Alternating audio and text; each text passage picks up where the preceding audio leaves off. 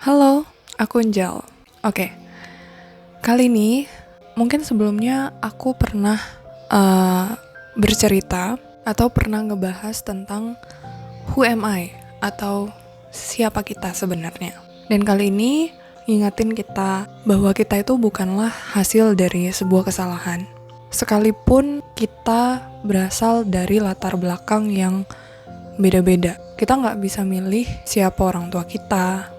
Kita nggak bisa milih kita lahir dalam keluarga yang seperti apa. Tapi teman-teman, satu hal yang perlu jadi reminder buat kita kalau kita bukanlah hasil dari sebuah kesalahan. Bukan diciptakan sebagai pecundang tanpa tujuan. Ini juga yang selalu jadi pertanyaan buat aku dan menjadi perenungan pribadi buat aku. Apa sih tujuan aku sampai hari ini? Dan mungkin teman-teman di rumah juga mempertanyakan itu. Sekalipun kita udah punya pekerjaan tertentu atau udah masuk dalam sebuah rutinitas, dalam sebuah profesi dan bidang khusus, tapi pertanyaan itu tuh masih terus ada gitu. Tujuan hidup aku apa? Gitu. Dan kali ini aku mau bawain cerita yang judulnya Arloji Tua. Oke, langsung aja. Jadi ini sebuah kisah tentang seorang ayah dan anaknya. Jadi seorang ayah ini sedang sakit-sakitan dan dia merasa ajalnya tuh udah dekat. Dan seorang ayah ini berkata sama anaknya, "Nak, arloji milikku ini adalah warisan dari kakek buyutmu. Usianya lebih dari 200 tahun, kata sang ayah. Sebelum ayah wariskan kepadamu, ayah mau kamu bawa arloji tua ini ke toko jam di seberang jalan itu. Nah, katakan pada pemilik toko itu bahwa kamu mau menjualnya. Tanyakanlah berapa harganya, kata sang ayah. Kemudian si anak ini pergi.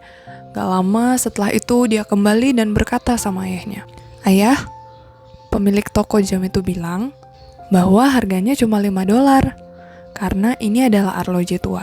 Nah, kemudian sang ayah berkata, "Sekarang coba kamu bawa arloji ini ke toko barang-barang antik dan tanyakan lagi harganya," ucap sang ayah sambil meminta anaknya pergi ke toko lain.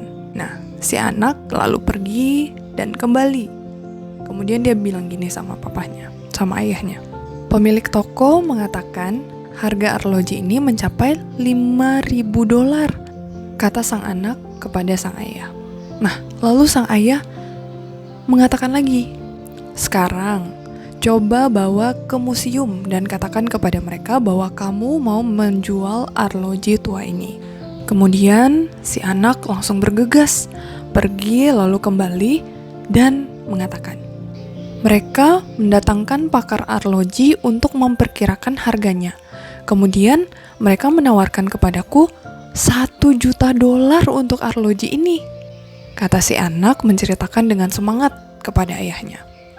Nah, kemudian sang ayah tuh berkata, "Nak, aku sedang mengajarkan bahwa kamu hanya akan dihargai dengan benar ketika kamu berada di lingkungan yang tepat.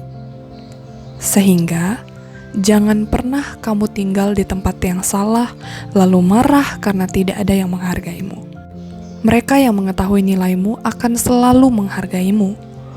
Oleh karena itu, jangan pernah bergaul di tempat yang tidak layak untukmu," pesan sang ayah kepada anak tersebut.